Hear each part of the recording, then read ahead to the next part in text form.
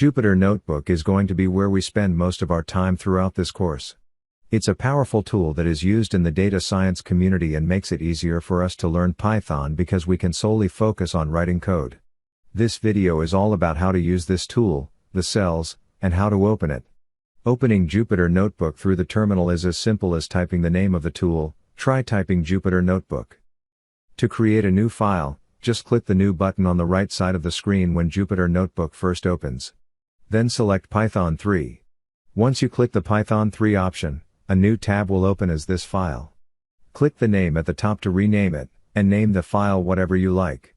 Now that we've opened up Jupyter Notebook and created a file that we can work with, let's talk about cells.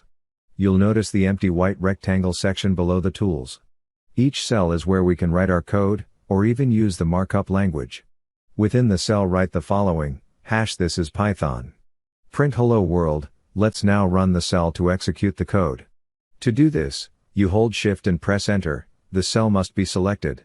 When you use Shift plus Enter, a new cell will appear below the current one. Go ahead and run the cell. It will run all the code within the cell and output the result. Again, don't worry about the actual Python, this lesson is about how Jupyter Notebook cells run.